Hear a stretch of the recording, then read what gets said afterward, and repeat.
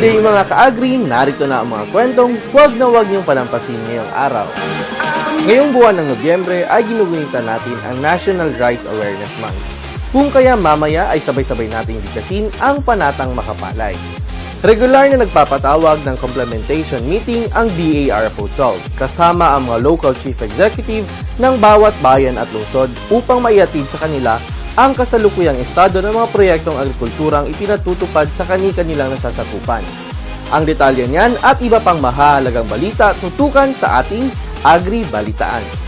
At sa ating special report, titingnan natin kung gaano na nga ba kalayo at kalawak ang narating at naabot ng mga espesyal na programa ng pamahalaan, ang bottom-up budgeting at payapa at masaganang pamayanan dito sa Rehiyon 12.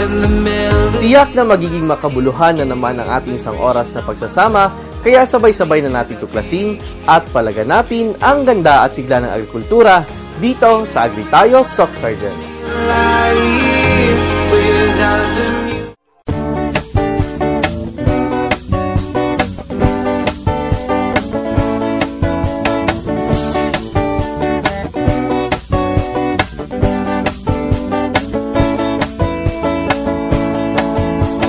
Magkamit ng dagdag na kalaman upang saka palaisdaan, mapagkakitaan ng mamamayan sa agrikulturang pangkabuhayan.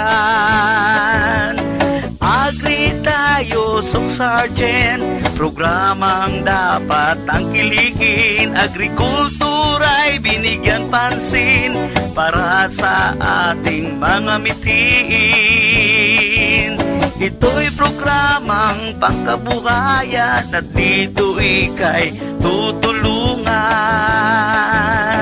Agri Tayo, Sok Sargent, programang dapat tangkilikin. Agrikultura'y binigyan pansin para sa ating mga mitiin. Agri Tayo, Sok Sargent, programang dapat tangkilikin. Agrikultura'y binigyan pansin para sa ating mga mitiin.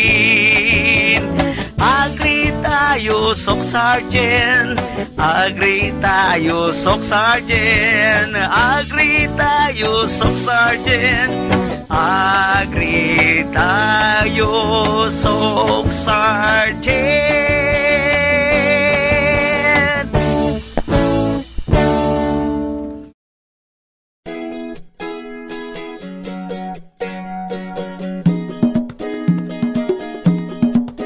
Hello Marie and hello mga ka-agri!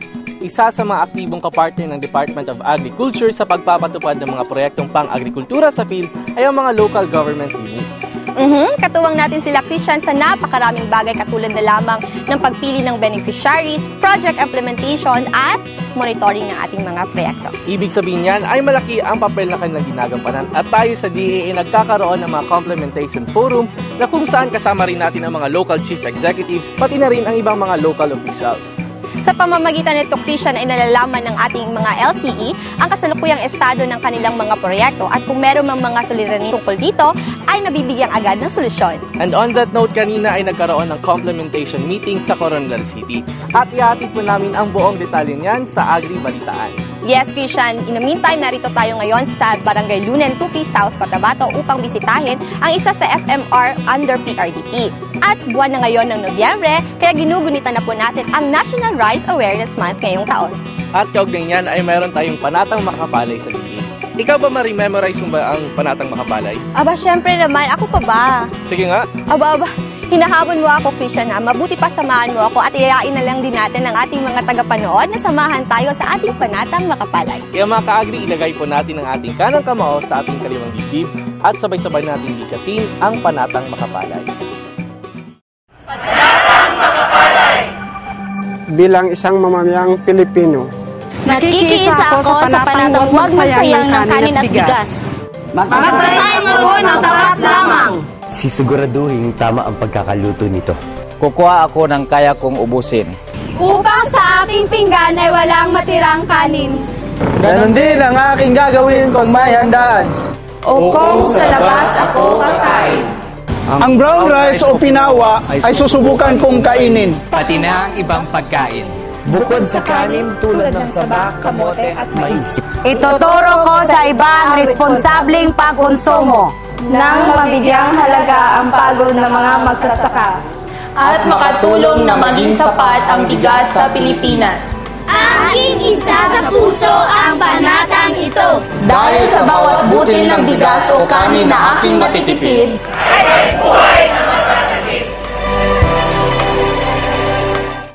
Sana mga ka-agri ay isa puso natin ang bawat titik ng ating panatang makapalay. In the meantime, Marie, narito na ang ating isang oras na programang handog sa inyo ng Department of Agriculture 12 under the dynamic stewardship of Regional Executive Director Amalia Hayag Datucan in close partnership with the Regional Agriculture and Fisheries Council Desk Office 12 led by Chairman Junicio Bautista.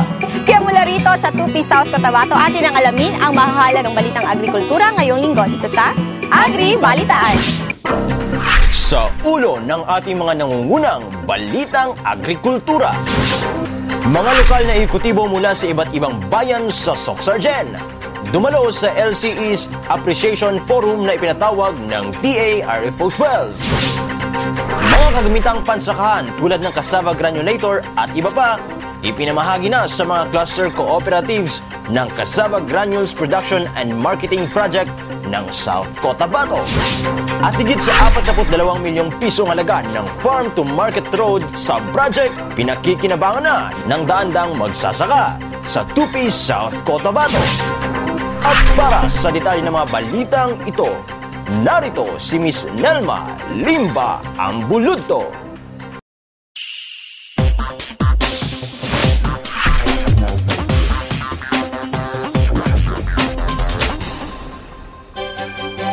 Narito na ang detalye ng ating mga balita. Patuloy na pinalalakas ng pamunuan ng kagawaran ng pagsasaka sa Rion 12 sa pangunguna ni Regional Executive Director Amalia Hayag Datucan ang ugnayan nito sa mga lokal na pamahalaan upang magpatuloy ang maayos at nararapat na implementasyon ng mga programa ng ahensya.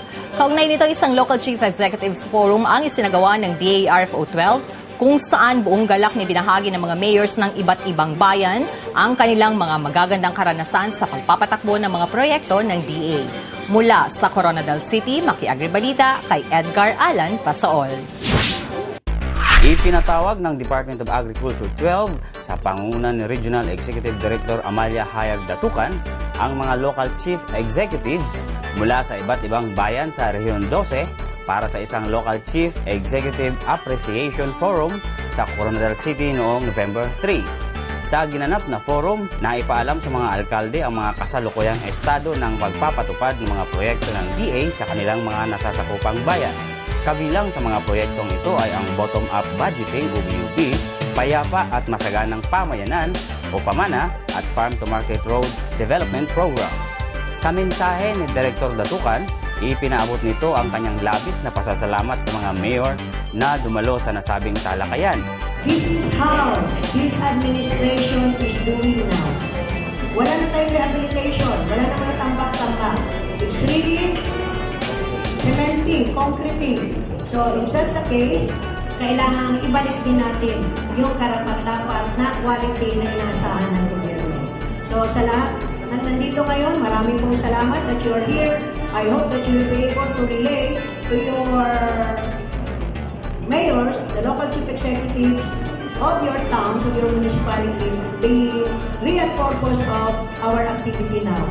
Samantala, nabigyan naman ng pagkakataon ng mga local chief executives na maipaabot sa DA ang kanilang commitment sa pagpapabilis ng implementasyon ng mga proyekto at ang liquidation ng mga pondong i-download sa kanilang LGU. Kanila ring ibinahagi ang kanilang mga karanasan sa implementasyon ng mga proyekto at kung gaano kahalaga ang ginagampanang papel ng DA sa pagpapatupad ng mga proyektong ito. Una sa lahat, ako po ay lubos na nagpapasalamat dahil nandyan ang Department of Agriculture. Bakit po? Unang-una, PUP. On top of the 20% development fund ng bawat munisipyo, itong PUP na ito ay nakukuha natin. Samantalang kung walang PUP, ano lamang ang 20% development fund ng bawat munisipyo? Napakaliit At dahil dito sa mga programa ng DUP, maraming mga munisipyo ang gumanda ang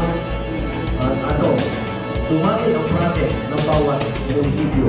Kaya ang lahat ng mga mayor may mga resolution ang LFP sa buong Pilipinas na institutionalize na natin itong DUP para kahit sino ang maging presidente, itong DUP program na ito ay magpapatuloy.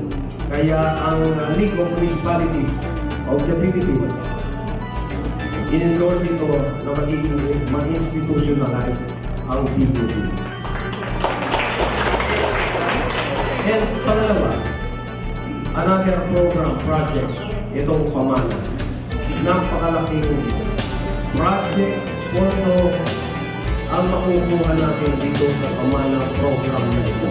Dagdag pa ng mga local chief executives na ang DA ang sagot sa kanilang mga panalangin dahil sa mga naipamahagi nitong iba't ibang mga proyekto na kinakailangan ng mga magsasaka sa kanilang bayan. Kanila rin kinilala ang maayos at tapat na pamumuno ni DA Secretary Proceso Alcala at DA12 Regional Executive Director Amalia Hayag Datukan. Sinisiguro naman ni Director Datukan na magpapatuloy ang ganitong klaseng aktibidad upang tuloy-tuloy ang ugnayan ng Department of Agriculture at ng mga lokal na pamahalaan sa pagtataguyod ng mga proyektong pang-agrikultura. Nag-uulat para sa Agri Tayo Soc Sergeant. Ako si Edgar Alan Pasar. Samantala, natanggap na ng mga cluster cooperative ang mga kagamitan mula sa DAP-RDP gaya ng cassava granulator, cassava reaper at iba pa bilang bahagi ng pagsisimula ng pagpapatupad ng 39 million pesos na halaga ng cassava granules production and marketing project ng lalawigan ng South Cotabato sa pamamagitan ng Polo SNMPC bilang lead proponent group. Mula sa Pulumulok, South Cotabato, makiagribalida kay Carl Ulysses Aguilion. Kaligayahan ang mababakas sa mga mukha ng mga farmer leader ng Polo Samahang Nayon Multipurpose Cooperative, kasama na ang mga representante ng mga cluster member nito dahil formal nang naipamahagi sa kanila ang unang batch ng mga makinaryang pansakahan bilang bahagi ng proyekto ng Philippine Rural Development Project na Cassava Granules Production and Marketing. Sa ginanap na turnover ceremony sa Polo SNMPC sa Barangay Polo, Pulumulok, South Cotabato noong 3 ng Nobyembre, tinanggap ng mga presidente, manager at iba pang kinatawan ng bawat cluster member na binubuo ng Pubusila MPC, San Jose MPC, Self-Reliant MPC at Topland MPC ang tig-iisang cassava granulator. Habang ang Polo SNMPC naman ay ipinadeliver na ang cassava granulator nila sa kanilang processing plant. Tanging ang lead proponent group lamang ang nakapag-avail ng cassava reaper, kasama na ang Topland MPC dahil nakabase ito sa value chain analysis. Naging saksi sa turnover at signing ng acknowledgement receipt ng mga kagamitan ang mga kawani ng South Cotabato Provincial Local Government Unit sa pamamagitan ng Office of the Provincial Agriculturist at Provincial Project Monitoring and Implementing Unit, kasama na ang ilang staff ng Regional Project Coordinating Office 12. Sa acceptance speech ng mga farmer leader, binigyan diin ng mga ito na ang mga makinaryang kanilang natanggap ay testamento na buhay ang proyektong PRDP. Pinasalamatan din nila si Agriculture Secretary Proceso Alcala at Regional Executive Director Amalia Hayag Datukan, kasama na ang kabuuan ng DA, PSO Mindanao at RPCO 12 maging sa South Cotabato PLGU sa pamumuno ni Governor Daisy Avance Fuentes dahil sa joint efforts na ibinuhos upang matanggap nila ang proyekto. Ito ay bahagi ng 39 million cassava granules production and marketing project ng PRDP na pinunduhan ng World Bank at ng Philippine government kung saan noong Hunyo lamang ay nai-download na ang 20 million pesos ng nabanggit na pondo bilang kaunang-unahang cheque para sa enterprise development component ng PRDP. Updates po sa implementation ng ating proyekto, production of cassava granules and marketing sa South Cotabato. Sa ngayon po ay meron na po tayo 16 hectares planted. Yan po ay sa lahat na po ng cluster. Nagsimula po tayo ng ating pag-implement ng project since August. At sa ngayon po ay ngayong araw mag-distribute na po tayo ng ating facilities and equipment, yung cassava chipper at saka cassava granulator. Yung ating vermi production plant naman po ay naipatayo na. 2 po yun, isa sa Polo sa Mangangayan at isa sa SRMPC. At sa kasalukuyan po ay ongoing na po ang ating production ng vermi cast organic fertilizer. Ang sa planting nursery naman po natin ay kasalukuyan na din pong ini-implement. Yan po ay estimated na 6 hectares. 3 hectares dito sa Pulumulok. I-handle po ng Polo sa Mangangayan at 3 hectares ay i-handle naman po ng ating member cluster na SRMPC sa Sorana. At for update sa ating moisture meter, sa ngayon po ay mintay na lang po natin na i-deliver yung ating na-order na moisture meter. Yan po ay gagamitin para ma-check po natin at masigurado kung tataas ang ating recovery sa dryer from tubers to cassava granules. Ang kabuuan pong na-download sa Lead PG na budget sa first at saka second tranche po ng ating proyekto ay amounting to 4.8 million, sa kung saan ang 3 million po ay nagamit na natin sa pag-purchase ng mga facilities and equipment, at kasali na din po doon yung 1.9 na cash na release natin sa other member cluster para po sa production support, at yun po yung ginamit natin sa pagpapatanim ng 60 hectares na planted na po natin under PRDP project. Nag-uulat para sa Agri Tayo Soc Sergeant. Ako si Carl Ulises Aguilion. At yan ang unang yugto ng ating Agri Balitaan. Susunod, ilang magsasaka sa Banga, South Cotabato sinanay tungkol sa community-based production technology. Masasaya at makukulay na aktibidad tampok sa unang agribersaryo ng ating programang Agri Tayo Soc Sergeant. At DARFO 12, aktibong nakiisa sa Middle East Natural and Organic Product Exposition sa Dubai, United Arab Emirates. Sundan ng detalye ng mga balitang yan at iba pa sa pagbabalik ng Agri Tayo Soc Sergeant.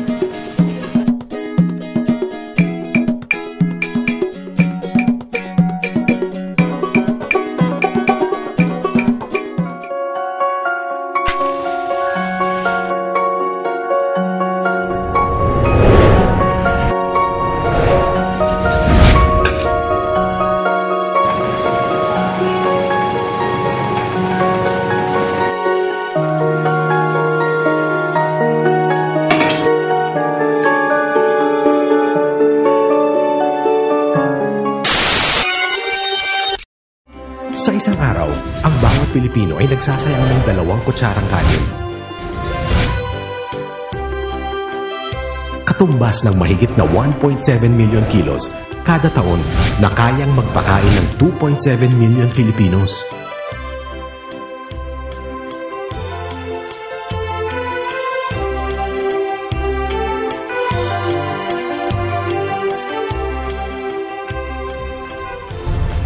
Palay, bigas, kanin.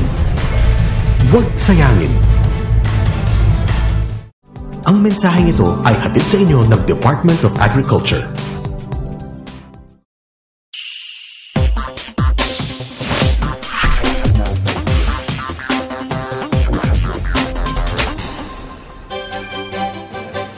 Sa pagpapatuloy ng ating Agri-Balitaan, pinakikinabangan na ng libo-libong magsasaka at mga residente ng ilang barangay sa bayan ng Tupi, South Cotabato ang higit sa 4.9 kilometers farm-to-market road na ipinagawa ng DA sa ilalim ng Philippine Rural Development Project. Ang nasabing FMR na nagkakalaga ng 41.85 million pesos ay inaasahang magpapaunlad sa produksyon ng mga high-value crop farmers tulad ng kape at goma. Mula sa Tupi, South Cotabato, Maki-Agribalita, kay Lito Mariano Salvo. Pinakikinabangan na ng daan-daang magsasaka at mga residente sa bayan ng Tupi, South Cotabato ang isang konkretong kalsada na ipinagawa ng Department of Agriculture sa ilalim ng Philippine Rural Development Project o PRDP. Ang naturang proyekto ay ang humigit kumulang sa 5 kilometrong farm-to-market road na nagbibigay serbisyo sa mga magsasaka sa mga barangay ng Crossing Rubber at Lunen. Nagkakahalaga ang FMR sub-project ng 41.85 million pesos na inaasahang magpapaunlad sa mga industriya ng kamoteng kahoy, kape, kakao, goma at marami pang high-value crops. Sa pagbabahagi ni Lunan Barangay Captain Roberto Liwaw, napakahirap ng kanilang sitwasyon bago pa man naisemento ang kanilang kalsada. Wala pa yung road concreting project galing sa DA. Ang totoo, yung hirap ng ating magsasaka dito, halos hindi mo ba-explain. Dahil galing sa bundok, ikarga nila sa kanilang balikat, and then pagdating naman dito, ikarga nila sa habal-habal, and then kapag ngayon ang panahon na tag-ulan, talagang kalbaryo ang kanilang abutan dahil hindi talaga makarating sa kanilang paruroonan dahil nga doon sa maraming stakan dito sa amin. Dahil din sa sira-sira at lubak-lubak ng kalsada, ay malaki rin ang kanilang ginagastos sa pamasahe patungong bayan na nagbubunga ng kanilang mababang kita. Ang kanilang income, sir, instead na mataas-taas yung quality ng kanilang produkto, pagdating doon sa market, siyempre sa pagkarga pa lang nila nasisira na yung produkto. Kaya instead na makuha nila yung magandang presyo, makuha na lang nila yung pinakamababang presyo. Ang mga suliraning yan ay dati pang naranasan ng mga magsasaka at mga residente sa lugar dahil sa kasalukuyan malaking ginhawa na ang kanilang nararamdaman dahil sa maayos na daanan. Sa ngayon, halos hindi ma-explain yung naramdaman ng ating mga farmers dito dahil sa kanilang produkto, kung ano ang kanyang anyo galing dito, pagdating naman doon sa market, ganun pa rin ang kanyang anyo dahil sa ating concreting na itutulong dito sa aming barangay, yun ang malaking pasalamatan nila. Sa ngayon, medyo umangat yung kanilang income dahil nga naliser yung kanilang transpo o pamasahe ng kanilang produkto dahil nga doon sa daan, hindi na maputik, and then ilang minuto lang ang takbo ng ating mga sasakyan. Bukod sa tumataas nilang kita, malaki rin ang naging kabawasan sa ginugugol nilang panahon sa pagdadala ng kanilang mga produkto sa bayan. At hindi na rin sila nababahala kapag mayroong emergency cases anumang oras. Noon, yung hindi pa ito simentado, doon ang takbo nila sa mga isang oras. Dahil nga doon sa nasabi ko, lalong-lalo na yung ating mga ilog, kapag bumabaha, siyempre stranded sila. While ngayon, 15 or 30 minutes or 30 yun ang kanilang takbo dahil nga doon sa daan maayos na. Sa ngayon, kahit anong oras, kahit hating gabi, if may emergency, talagang ligtas yan dahil kahit nakapitbahay mo, may motor siya, pwede siya maghatid dahil maganda rin yung ating daan. Dahil dito, isang busilak na pagpapasalamat ang ipinarating ni Kapitan Liwaw sa gobyerno, sa DA at sa PRDP sa patuloy na pagbibigay tiwala sa kanila bilang barangay officials sa pamamagitan ng pagbuhos ng mga proyekto na lubos nilang kinakailangan. Sa pangalan po ng buong pwersa ng Barangay Council ng Lunin, kami po ay nagpapasalamat doon sa PRDP, doon sa funding agency, at lalong-lalo na sa aming mahal na mayor dahil nakikita niya yung problema ng ating mga tao, hindi lang doon sa kanilang pang-araw-araw na kabuhayan, kundi din doon sa kanilang masave niya yung mga produkto ng kanyang mga farmers. And then, nagpapasalamat din ako dahil sa pagkakaisa ng Barangay Lunin. Nakuha namin yung napakaraming proyekto galing sa ating funding agency. Alam ko kay Mayor, maraming salamat talaga sa tulong ng ating munisipyo. Nag-uulat para sa Agri Tayo Soxargen. Ako si Lito Mariano. Sa iba pang balita, pinaunlakan ni DARFO 12 Director Amalia Hayag Datukan ang ika-17 Irrigators Day ng mga Irrigators Association na kasapi ng Ala Dam 2 Federation of IAs at hinamon ng opisyal ang mga ito na patuloy na maging proactive sa mga proyekto ng tanggapan. Mula sa Norala, South Cotabato, makiagribalita kay Nelly Escote, Ilanan. Itinaabot ni DA12 Regional Executive Director Amalia Hayag Datukan ang kanyang pagbati sa mga magsasaka ng Norala, South Cotabato sa kanyang mensahe sa ginanap na ika-17 Irrigators Day ng nabanggit na bayan noong November 5. Ang aktibidad na dinaluhan ng higit sa 400 mga magpapalay ay may temang irigasyon alagaan, sapat na patubig kailangan upang mataas na ani ay makamtan.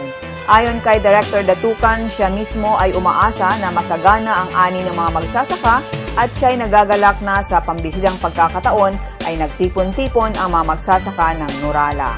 Ang pag-ipon-ipon na katulad nito ay isang oportunidad para kayo ay magkaroon ng exchanges of ideas, exchanges of information, at mula rin sa pag-ipon-ipon ay nagkakaroon tayo ng panibagong energy, panibagong kasiyahan, at nagkakaroon tayo ng dagdag kaalaman at katalinuhan. Siyempre, aking inaanyayahan kayong lahat na habang nandito kayo, lalo na't mamaya, makipag-usap sa inyong mga kasamahang magsasaka. Huwag lang po sana tayong umupo sa tabi at parang wala pong katabing dapat kausapin. Higit sa lahat po, ang oras ng pagkikipag-usap sa kapwa ay isang bagay na napakahalaga dahil ito ay nagbibigay sa atin ng pagkakataon na malaman din natin ang katayuan ng bawat isa. Malaman din natin kung paano na sila ngayon at malaman din natin ano pa ba ang pangangailangan nila o ito ba ay katulad din ng pangangailangan ninyo. Hinikayat ni Director Datukan ang mga magsasaka na makipag-usap sa kapwa magsasaka upang planuhin ang mga hakbang na gawain sa paglago ng kanilang mga sakahan upang magkaroon ng saysay ang ganitong klaseng mga aktibidad. Binigyang diin ni Director Datukan na sa pamamagitan ng ugnayan ng DA at ng National Irrigation Administration sa pamamahagi ng interbensyon, partikular na sa sapat na patubig sa mga sakahan, ay makakamit ang mataas na ani. Ang una-unang ninyong dapat maramdaman dahil ang tubig ang una ninyong pangangailangan kapag kayo ay nakapagtanim na o kayo ay magtatanim pa. Ang Department of Agriculture, ang seeds, ang farm mechanization, ang post-harvest facilities ay dumarating din sa inyo sa pamamagitan ng inyong Irrigators Association. Hindi po ninyo ito nakukuha ng mag-individual. Kaya kasabay ng pag-alaga ninyo sa inyong irigasyon, alagaan, sapat na patubig kailangan upang mataas na ani ay makabdam. Kasabay po sa pag-aalaga ninyo ng irigasyon, literally, gusto ko rin pong mahiwagan. Alagaan din po sana ninyo ang inyong Irrigators Association. Ang Irrigators Association po, ang inyong instrumento, ang inyong bihikulo upang ang mga programa ng gobyerno ay inyong makamit. Ito rin po ay isang paraan kung saan pwede rin po kayong mag-pool ng inyong mga resources, mag-ipon-ipon ng inyong pera at bumili in bulk, bultuhan ng mga fertilizer na pangangailangan ninyo. Ayon sa kanya, dapat alagaan ng mga irrigators ang mga proyektong ipinamahagi ng gobyerno, gaano man kaliit o kalaki upang mas malaki pa ang makinabang. Hinikayat din nito ang mga magsasaka na sabayan ang gobyerno sa pagkamit ng minimithing pagbabago. Sa ngayong 17th Irrigators Day, gusto ko lang pong ipaalala, ang Department of Agriculture po ay marami ng proyekto. Dito lang sa Nurala, umabot na po tayo ng 11 million sa mga farm machineries and post-harvest facilities na naibigay. Ang Farm to Market Road, 20 million at may coming pa. Sa PRDP, 90 ba Mayor ang bago? 19 million yung bago na isinasagawa ngayon. So sana po, habang lumalakad kayo at makikita ninyo na mayroon kayong hand tractor. O may mga barangay roads pa raw. Pero farm to market roads pa rin yun. No? So, mayroon pa rin tayong SWIP, Small Scale Irrigation, na nagkakahalaga 5.5 million. Sa inyong lahat po, habang kayo po ay lumalakad at nakikita ninyo dyan sa inyong farm, marami ng ekwipo ngayon. Hindi niyo po nakita yan noon. Marami pa pong darating. At sana po, lahat kayo ay mangarap na magkakaroon yan. Huwag po sana kayong huminto ng pagpangarap. Dahil ang pangarap ay libre at habang ikaw ay nangangarap, ay mayroon kang sinusundan na dapat mong gawin upang makamit ang iyong pangarap. Sa muli ay pinasalamatan ni Director Datukan ang lahat ng mga dumalo sa aktibidad at inimbitahan ang mga ito na patuloy na tulungan ang DA sa pagkakamit ng Food Staples Sufficiency Program.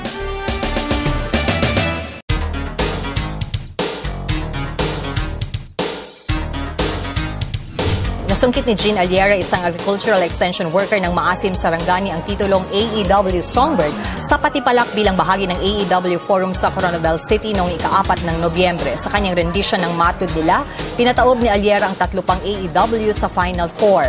Inuwi ng nanalong AEW Songbird ang 5,000 pesos at overnight stay good for 2 sa Waterfront Insular Hotel, Davao City, handog mismo ng DA12. Ang iba pang winners ay sina Leticia Aizon ng Lutayan, first runner-up na tumanggap ng 3,000 pesos, Belia Hamisola ng Surala, second runner-up, at Julito Salayan ng Coronadal City, third runner-up, na parehong nakapag-uwi ng may bitbit na 2,000 pesos. Sila rin ay bahagi ng overnight stay na good for 2. Ayon kay Regional Executive Director Amalia Hayag Datukan, ang aktibidad na kagaya nito ay naglalayong madiskubre ang talento ng mga AEWs at bigyan sila ng pagkakataong makapagsaya. Iminungkahi rin ng direktor na sa mga susunod na pagtitipon ng mga naturang partisipante ay daragdagan pa ang mga aktibidad na kagaya nito upang magkaroon naman ng panahon ang mga ito na makapag-relax at makapagsaya kasama ang kapwa nilang AEWs kahit isang araw lamang. Isang community-based mushroom production training ang pinangasiwaan ng DARFO 12 sa pamamagitan ng Research Division ito sa Barangay Kabudyan, Banga, South Cotabato noong November 4 hanggang 5. Ayon kay Project Team Leader Dr. Angelita Abrazado, patuloy na isinusulong ng tanggapan ang produksyon ng kabute bilang isang potential livelihood project at ilang trainings na rin ang kanilang naisagawa sa iba't ibang panig ng rehiyon. Sa nasabing pagsasanay, aktual na tinuruan ang mga interesadong magsasaka sa mahaba-habang proseso ng produksyon ng edible mushrooms at inaasahan na pagkatapos ng pagsasanay ay makakapagsimula na ang mga ito ng maliit na negosyo. At para sa ating national news, 70 variety at 24 na makinang pambukid na dinevelop, 23 patent application at hindi matatawarang mga parangal sa rice research and development, ipinagdiriwang ng PhilRice ngayon ng kanilang 3 dekadang anibersaryo. Taong 1985 nang itatag ang PhilRice Central Experiment Station sa Science City of Muñoz na nangunguna sa rice research and development. May tuturing na rin na pangunahing mapagkukunan ng mga binhing palay ang Science City of Muñoz. Ayon kay Mayor Nestor Alvarez na isang pribilehiyo na maitatag sa Muñoz ang PhilRice na nakatutulong upang magbigay ng mapagkakakitaan sa mga taga-Muñoz. Ilan sa mga ito ay mga nagtatrabaho sa mga seed centers, sales office at marami pang iba. Bukod sa Nueva Ecija, ang PhilRice ay may sangay o branch stations din sa iba't ibang parte ng Pilipinas na matatagpuan sa Ilocos Norte, San Mateo, Isabela, Los Baños, Laguna, Ligao City, Albay, Murcia, Negros Occidental. Bukod sa Nueva Ecija, ang PhilRice ay may sangay o branch stations din sa iba't ibang parte ng Pilipinas na matatagpuan sa Ilocos Norte, San Mateo, Isabela, Los Baños, Laguna, Ligao City, Albay, Murcia, Negros Occidental, RT Romualdez, Agusan del Norte, Central Mindanao State University, Bukidnon, and Midsayap, North Cotabato. Ayon naman kay Dr. Calixto M. Protasio, Director ng PhilRice, na magpapatuloy ang pananaliksik na gagawin ng ahensya upang mas marami pang makaabot ng teknolohiya sa mga magsasakang kulang sa puhunan. At para naman sa ating international news, aktibong nakiisa ang DARFO 12 sa Middle East Natural and Organic Product Expo o MENOPE sa Dubai, United Arab Emirates noong November 2 hanggang 4. Layunin ng partisipasyon ng ahensya sa Middle East Food Exposition na mai-showcase ang mga organic agri-product ng rehiyon gaya ng organic banana, organic cocoa sugar at marami pang iba. Naging kinatawan ng DARFO 12 sa nasabing expo sina Andy Ango ng Agribusiness and Marketing Assistance Division at Regulatory Division Head Dr. John Pascual. Ayon kay Ango, isa rin sa pinag-usapan ang posibilidad ng pag-i-export ng bansa ng pork in a box sa Dubai. Maliban sa pork in a box, dagdag ni Ango, malaki rin ang merkadong naghihintay para sa fresh fruits ng Pilipinas tulad ng pinya at saging. Sa mga susunod na araw ay gaganapin ang sunod-sunod na pagpupulong sa rehiyon upang iparating sa agriculture stakeholders ang mga market opportunity doon. At yan ang naging kabuuan ng ating Agri-Balitaan. Patuloy lang sa pagtutok dito sa Agri Tayo, Soc Sergeant.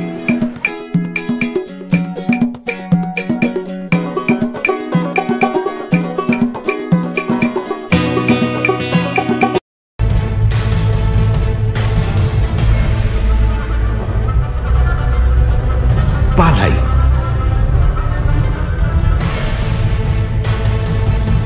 bigas, kanin,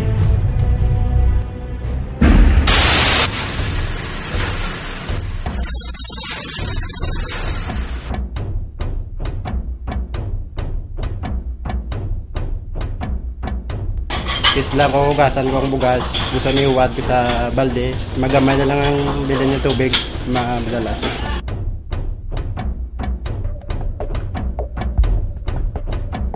Chena bes manada kanon elton sayang kay takema di takedalang tustus. Ta pwede obserba ng mga okasyon, chena kita, nada gente ta saka manada kumida specialmente con el kanon.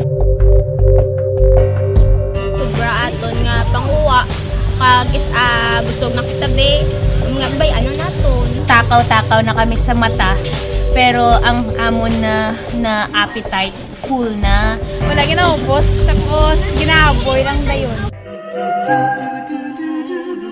in magbayo di ta masiguro in way roon maasag sa ang kanda suway amin biyak sa natul in magbabayo.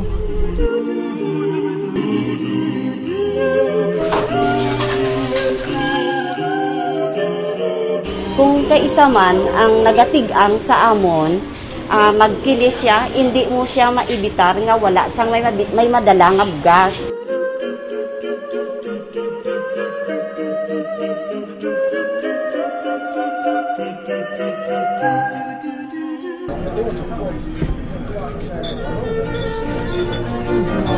palay, bigas, kanin. Huwag sayangin. Ang mensaheng ito ay hatid sa inyo ng Department of Agriculture.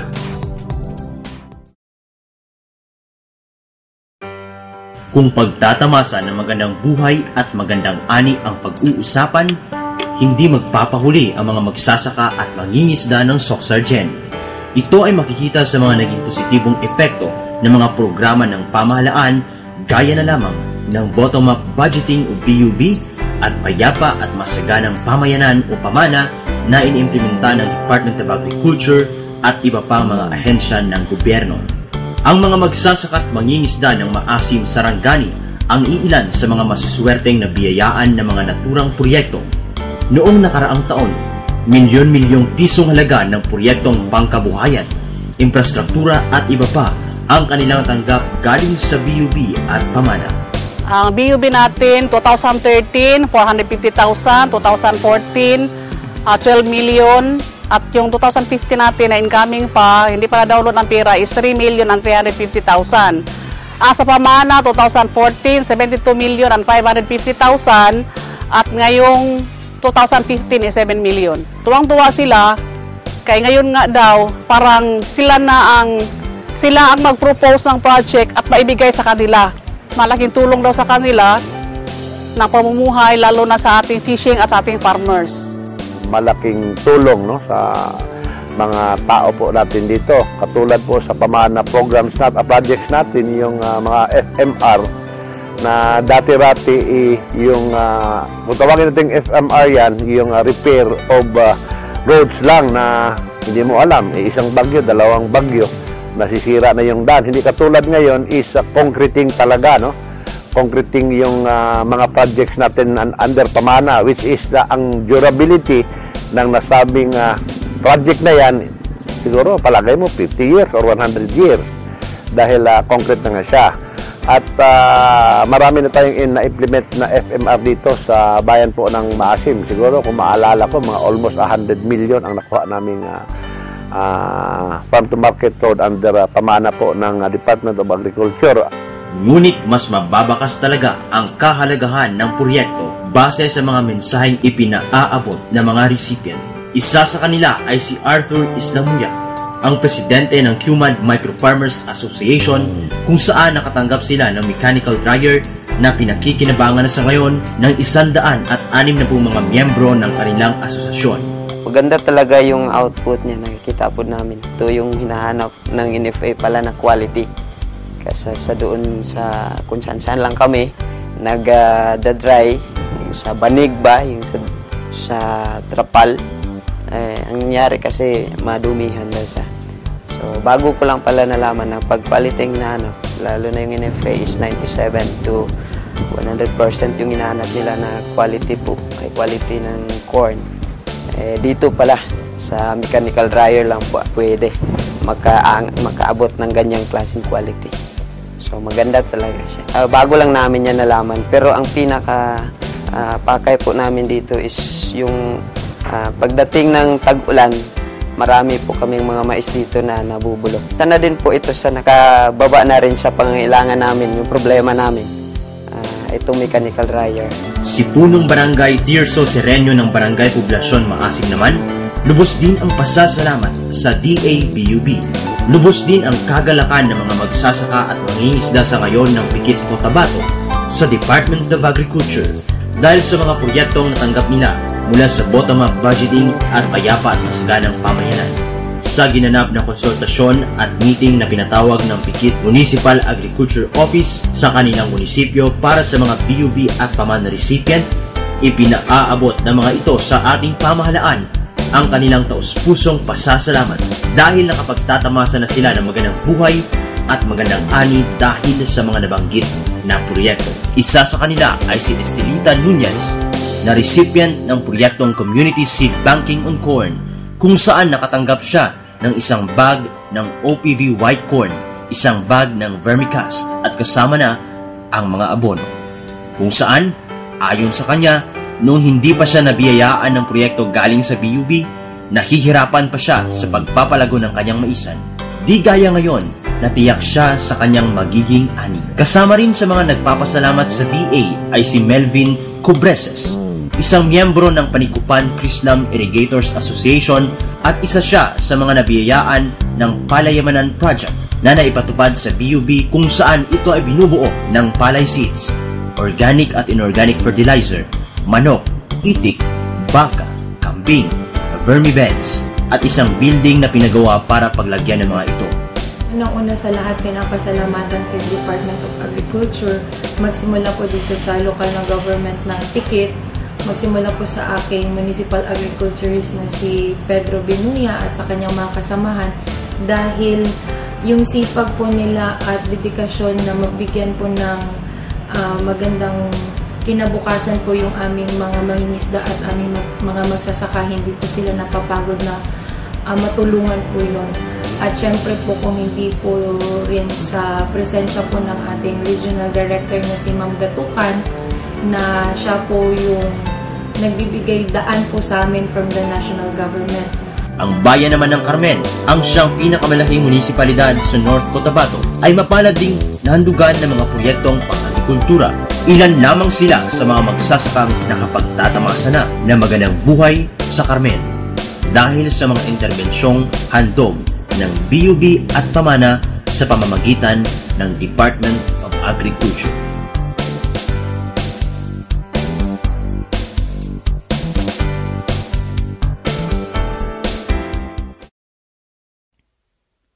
Ang El Niño ay isang hindi pangkaraniwang kaganapan sa klima na nararanasan sa buong mundo. Umiinit kasi ang karagatang Pasipiko, kaya nagiging mainit at maalinsangan din ang buga ng hangin. Tumatagal ito ng 8 buwan, minsan higit pa sa 1 taon. Naulit din ito tuwing ika-2 hanggang ika-7 taon. Iba-iba ang pagitan, kaya mahirap hulaan. Ang pinakamaganda, maging laging handa, lalo na yung mga pinaka-apektadong lugar. Huli tayong dinalaw ng El Niño taong 2010, kung saan libo-libong ektaryeng sakahan sa bansa ang natuyo. Nagkaroon din ng malawakang kakulangan sa tubig, pagkamatay ng mga lamang dagat, pagbaba ng produksyon ng mga pananim, malnutrisyon at pagtaas ng mga bilihin. Hindi biro ang mga epekto ng El Nino, kaya't wala man sa kamay natin ang pagdating nito, harapin natin ito ng may kaakibat na solusyon.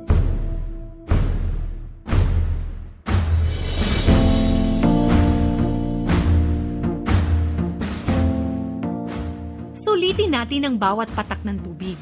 Siguraduhin maayos ang irigasyon ng mga sakahan. Dapat malinis ito at walang masyadong damo. Takpan ding mabuti ang mga butas para hindi tumagas ang tubig. Gawing 2 sentimetro lang ang taas ng tubig sa irigasyon. 25 hanggang 30 araw mula lipat tanim. Pag husto na ang tubig sa sakahan, isarado na ang mga kanal para hindi maimbak at masayang ang mga sobrang tubig. Buksan na lang ulit ang tubig sa irigasyon pag tuyo na ang lupa. Maaring gumamit ng cloud seeding, ang paglalagay ng chemical sa ulap para bumigat ito at mapabilis ang ulan. Ang mga karaniwang chemical na ginagamit dito ay asin, dry ice at silver iodide. Dapat imbaking mabuti ang tubig galing dito dahil hindi ito basta-bastang proseso. Sa pagtatanim, piliin ang mga palay na mabilis gumulang at pwede agad anihin, tulad na lang ng PSB RC14, RC28, RC80, RC82 at IR64. Mas matagal kasi ang pag-ani, mas mataas ang tsansang matuyot ang tanim. Magtanim sa paraang sabog tanim o direct seeding. Sa paraang ito, hindi na kailangang magbungkal dahil mas maikli ang proseso, mas makakatipid sa tubig at mas mapapaaga ang pag-ani. Piliing itanim ang mga gulay na di masyadong nangangailangan ng tubig, tulad na lang ng bawang, sibuyas, pechay sigarilyas at pigeon pea. Gamitin ang dayami na pantakip sa lupa. Mapapanatili na ang halumigmig ng lupa, maaari pa itong ipakain sa alagang hayop. Maganda ring ipakain sa alagang hayop ang tubo na may kulot. Legumes na maaring itanim kahit sa loob ng bakuran. Sorghum, uraro, saging, kamote, kamoteng kahoy at sarandamo at iba pang halaman sa sakahan na hinaluan ng asukal. Mas tipid to kaysa sa mais. Madalang at mahal kasi ang mais kapag tagtuyot. Huwag ding kalimutang bigyan ng mineral block ang mga alagang hayop para malakas ang resistensya nila sa mahabang tag-init. Kung ang alaga mo ay baboy o baka, dapat alam mong hirap silang mabuntis kapag sobrang init ng panahon. Malamang, kakailanganin nila ang artificial insemination. Magpatulong sa livestock technician sa lugar nyo para maayos na maisagawa to. Kung isda naman ang inaalagaan, piliin ang mga klase ng isdang hindi masyadong apektado sa tagtuyot. Bukod kasi sa pag-init ng tubig, umaalat din to kapag tag-init. Ilan sa mga isdang kayang tumagal sa El Nino ay hito, tilapia, bangus, at dalag. Marami pa tayong kayang gawin para maghanda sa El Nino. Para malaman ang lahat ng to, sumangguni sa pinakamalapit na opisina ng Department of Agriculture. Hindi lang kayo basta tuturuan ng iba't ibang paraan para maghanda. Tutulungan pa kayong magkaroon ng mga kagamitan at magsimula ng mga programa para rito. Sa susunod na pagbisita ng El Nino, sama-sama nating haharapin to. Huwag mag-alala dahil walang mawawala kung lagi tayong handa. Masarap kumain, lalo na pag may kanin. Pero ngayon, di lang bigas ang isinasaing. Ano pong gagawin niyo? Magsasaing ng... Rice? No, corn grits. Paano po? Halika, I'll teach you.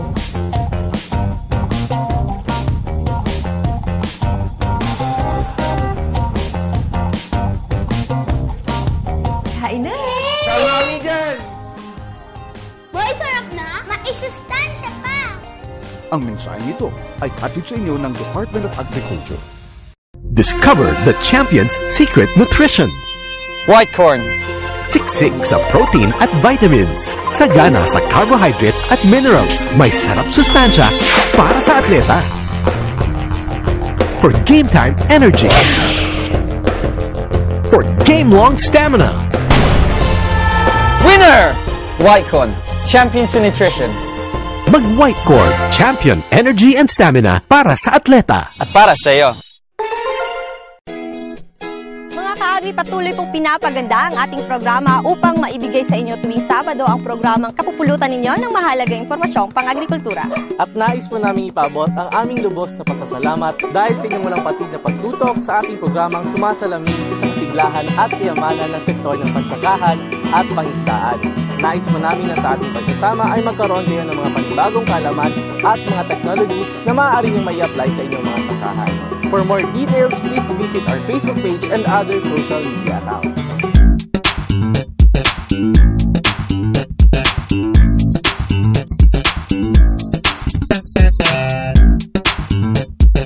At tuwing Sabado, sana po ay subaybayan ninyo ang ating programa mula alas 9 hanggang alas 10 ng umaga sa mga sumusunod na broadcast outlets.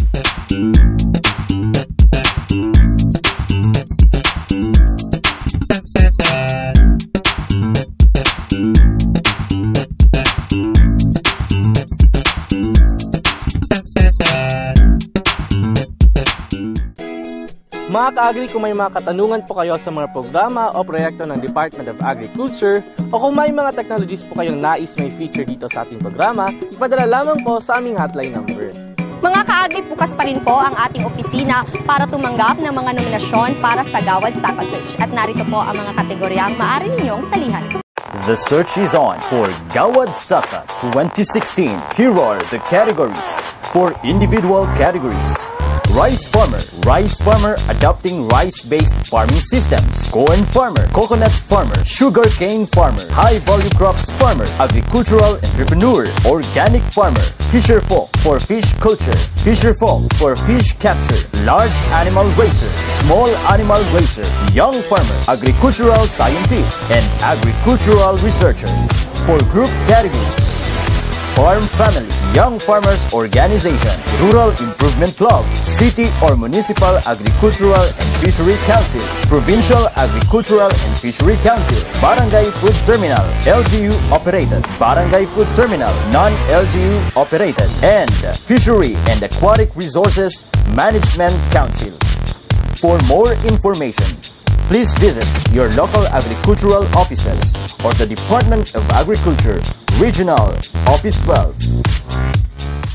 Muli po namin pinaalalahanan ng ating mga magsasaka at mangingisda na magparehistro na sa Registry System for Basic Sectors in Agriculture o RSBSA.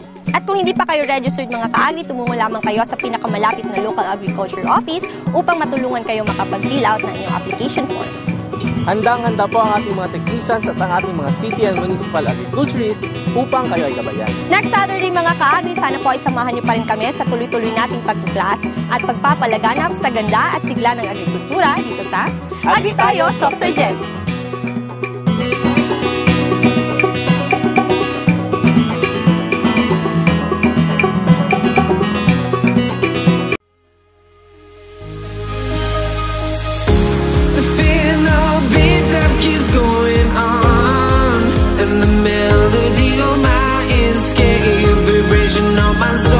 It sends me to the peak without no regret. You got no love without no love. You got no regret without no regret. You got no love. A melody where I belong in this life.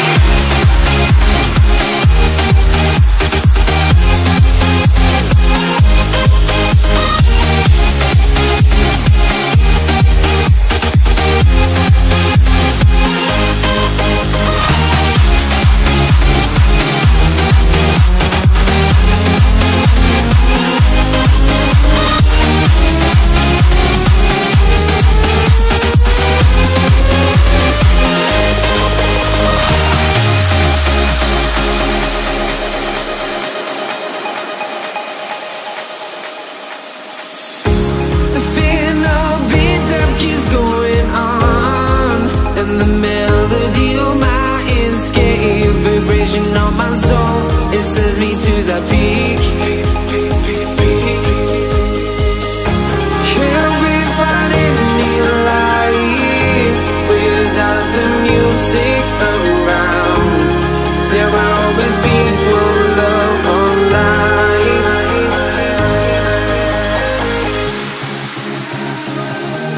Without no love.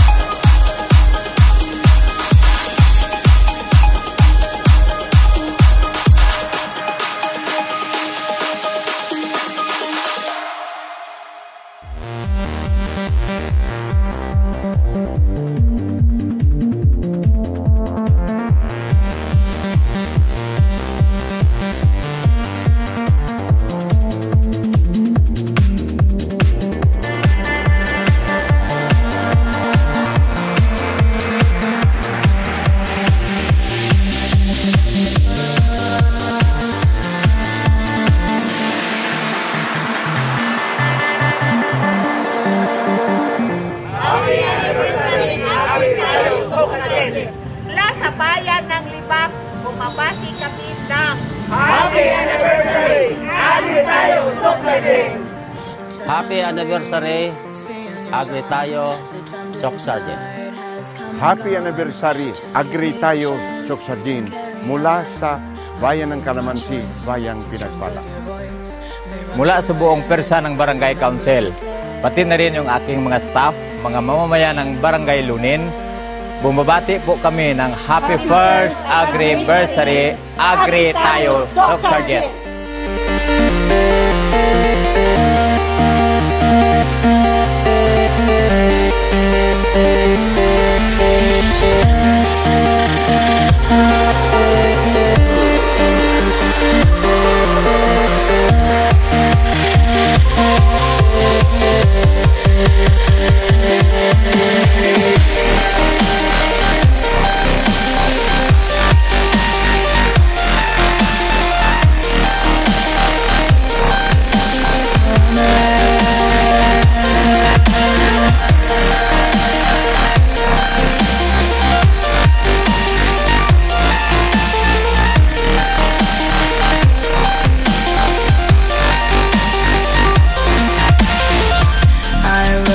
Stars fill the frame.